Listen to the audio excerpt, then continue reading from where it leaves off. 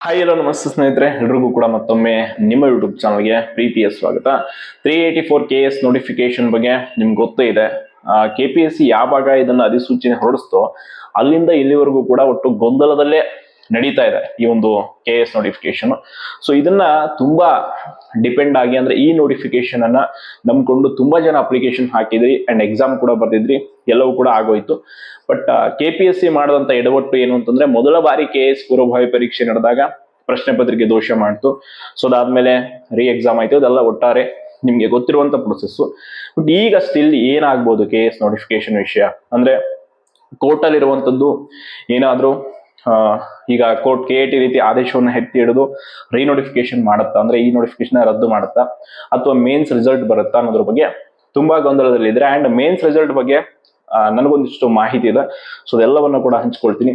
And ಯಾರೆಲ್ಲ next upcoming KS ನೋಟಿಫಿಕೇಶನ್ಗೆ ಕಾಯ್ತಾ ಇದಾರ, ನಿಮ್ಗೂ ಕೂಡ ಒಂದು ಮಾಹಿತಿ ಇದೆ ನೋಡಿ. ಇಲ್ಲಿವರೆಗೂ ಆಗಿರುವಂತ ಬೆಳವಣಿಗೆಯಲ್ಲಿ KPSC ಮತ್ತು ಸರ್ಕಾರ ಈ KS ನೋಟಿಫಿಕೇಶನ್ ಅನ್ನ ಅಷ್ಟು ಈಸಿಯಾಗಿ ಬಿಟ್ಕೊಡೋದಕ್ಕೆ ರೆಡಿ ಇಲ್ಲ. ಅಂದ್ರೆ ರದ್ದುಪಡಿಸೋದಕ್ಕೂ ಅಥವಾ ರೀನೋಟಿಫಿಕೇಶನ್ ಮಾಡೋದಕ್ಕೂ ರೆಡಿ ಇಲ್ಲ. ಎಷ್ಟೇ ತಪ್ಪುಗಳಾದ್ರೂ ಏನೇ ಆದ್ರೂ ಸಮರ್ಥಿಸಿಕೊಂಡೇ ಈ ನೋಟಿಫಿಕೇಶನ್ ಅನ್ನ ಮುಂದುವರಿಸ್ತಾ ಇದೆ. ಕಾರಣ ಎಷ್ಟೇ ನಿಮ್ಗೆ ಗೊತ್ತಿದೆಯೋ ಇಲ್ಲ ಅನ್ಕೊಳ್ತೀನಿ, ಇದು ಇರುವಂತ ಸತ್ಯ. ಈ ನೋಟಿಫಿಕೇಶನ್ ಅಲ್ಲಿ ಒಂದಿಷ್ಟು ಅಕ್ರಮ ಅನ್ನೋದು ನಡೆದಿದೆ. ಅದು ಕೂಡ ಒಂದು ಪಕ್ಷದವರಲ್ಲ, ಎರಡೂ ಪಕ್ಷದವರು ಕೂಡ ಉನ್ನತ ಕೆಲವೊಂದಿಷ್ಟು ವ್ಯಕ್ತಿಗಳೆಲ್ಲರೂ ಕೂಡ ಸೇರಿಕೊಂಡು ತಮ್ಮ ಮಕ್ಕಳನ್ನ ಅಧಿಕಾರಿಗಳನ್ನ ಮಾಡಬೇಕು KS ಅಂತ ಲಾಬಿ ನಡೆಸ್ತಾ ಇದ್ದಾರೆ.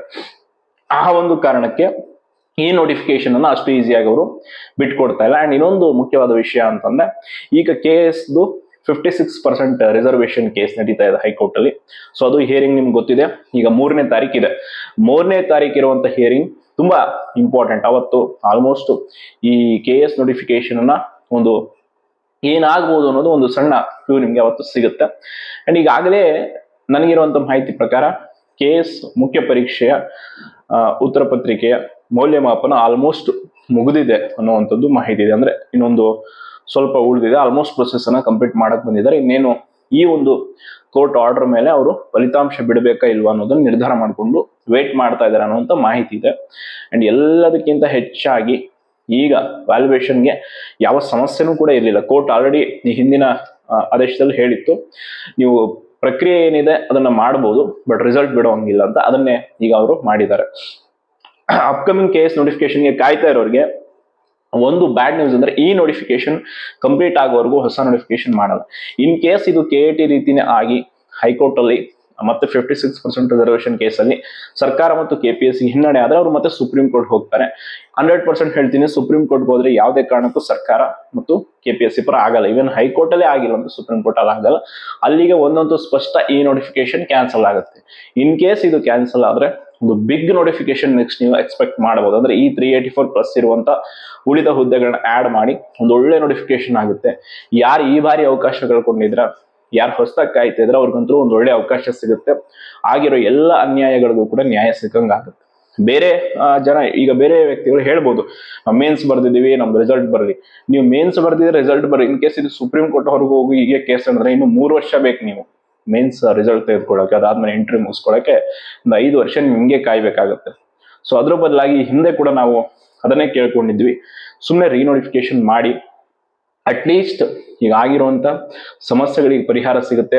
ಈಗ ಇರೋ ನೋಟಿಫಿಕೇಶನ್ ಮೇಲೆ ಹಲವಾರು ಕೇಸ್ಗಳಿದೆ ಆಲ್ರೆಡಿ, ಆ ಕೇಸ್ಗಳೆಲ್ಲ ಬಿದ್ದು ಹೋಗುತ್ತೆ ಅಂತ. ಬಟ್ ಅವರು ಕೇಳೋದಕ್ಕೆ ರೆಡಿ ಇಲ್ಲ. ಯಾಕಂತಂದ್ರೆ ಈಗ ಕೊಟ್ಬಿಟ್ಟಿರ್ತಾರೆ, ದಕ್ಷಿಣೆ ಕಾಸನ್ನ ಇಸ್ಕೊಂಡಿರ್ತಾರೆ, ಈಗ ಅದನ್ನ ವಾಪಸ್ ಕೊಡೋದಕ್ಕೆ ಅವರಿಗೆ ರೆಡಿ ಇರೋದು. ಹಂಗಾಗಿ ಅವ್ರು ಎನಿ ಕಂಡೀಷನ್ ಈ ನೋಟಿಫಿಕೇಶನ್ ಅನ್ನ ಮಾಡಿ ಮುಗಿಸಲೇಬೇಕು ಅನ್ನುವಂತ ಒಂದು ಒತ್ತಡ ಮತ್ತು ಅವರಿಗೆ ಏನಿದೆ ಈ ದುಡ್ಡು ಕೊಟ್ಟವರಿಂದ ಒತ್ತಡ ಕೂಡ ಇರುತ್ತೆ. ಅದರಿಂದ ಅವರು ತಮ್ಮ ಬಣ್ಣತನವನ್ನು ಬಿಡದೆ ಮುಂದುವರಿಸ್ಕೊಂಡು ಹೋಗ್ತಾರೆ. ಬಟ್ ಒಂದಂತೂ ಸ್ಪಷ್ಟ, ಈ ನೋಟಿಫಿಕೇಶನ್ ಮತ್ತು ಈ ಕೋರ್ಟ್ ಕೇಸ್ ನಡೀತಾ ಇರೋದ್ರಿಂದ ಸದ್ಯಕ್ಕೆ ಹಲವಾರು ನೆಕ್ಸ್ಟ್ ಅಪ್ಕಮಿಂಗ್ ರಿಸಲ್ಟ್ಗಳ ಮೇಲೆ ಇದು ಎಫೆಕ್ಟ್ ಬೀಳ್ತಾ ಇದೆ. ಲೈಕ್ ಈಗ CTA ಇದು ಕೂಡ ನೋಡಿ, ಅದನ್ನು ಕೂಡ ಈಗ KAT ಇದೇ ಆದೇಶದ ಅನುಸಾರ ಅವರು ಕೂಡ ಕೇಸ್ ಹಾಕೊಂಡಿದ್ದಾರೆ, PDO ಕೂಡ ಹಾಕಿದ್ದಾರೆ. ಈ ರೀತಿ ಸಮಸ್ಯೆ ಆಗ್ತಾ ಇದೆ. ಒಟ್ಟಾರೆಯಾಗಿ KPSC ಮಾಡದಂತ ಎಡವಟ್ಟು, ಸರ್ಕಾರ ಅದಕ್ಕೆ ಕೊಟ್ಟಂತ ಬೆಂಬಲದಿಂದಾಗಿ ಇವತ್ತು ಈ ಮಟ್ಟದ ಒಂದು ಏನು ನೋಟಿಫಿಕೇಶನ್ ಅಲ್ಲಿ ಗೊಂದಲ ಉಂಟಾಗಿದೆ.